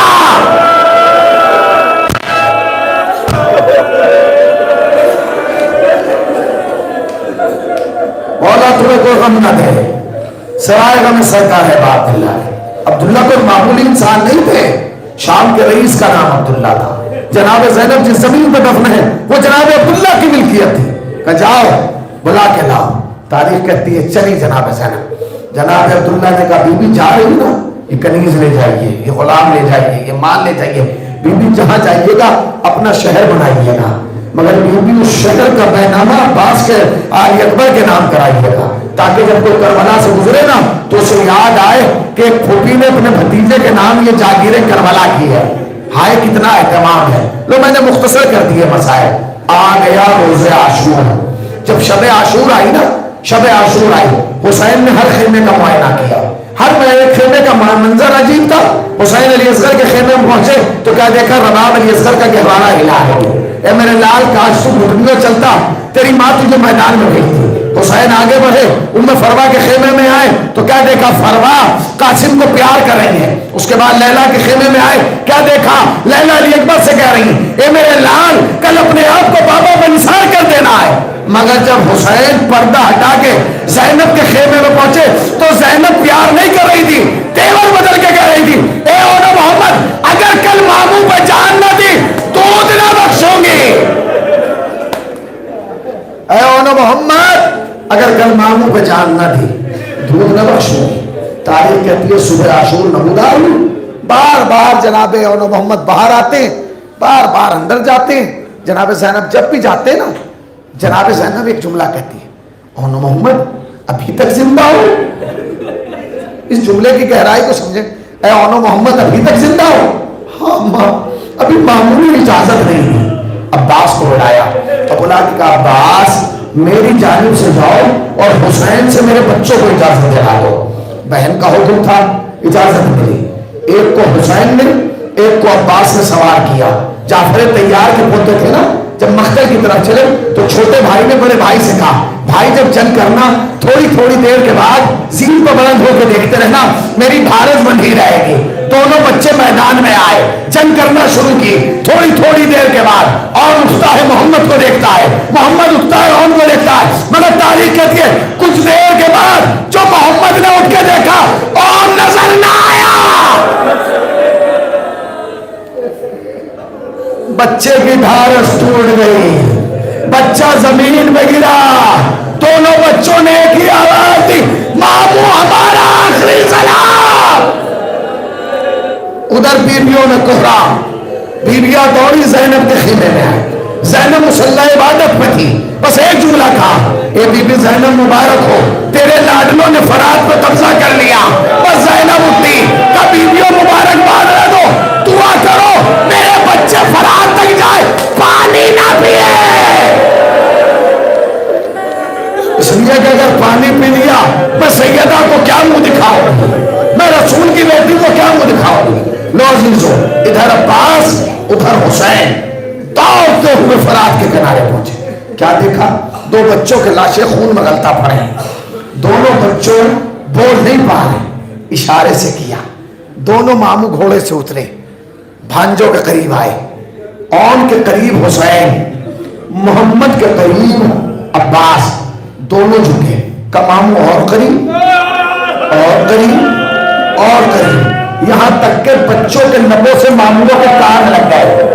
دونوں بچوں نے اپنے لہو بھرے ہاتھ اٹھائے اور ماموں کے سر پر رکھ کے کہا، ماموں آپ کے سر کی قسم اماں سے کہہ دینا ہم فرات میں آئے ضرور تھے، پانی نہیں پیا، ارے فاطمہ کے نواسے پیاسے چلے گئے، واہ مصیبتہ واہ غربتہ واہ حسین۔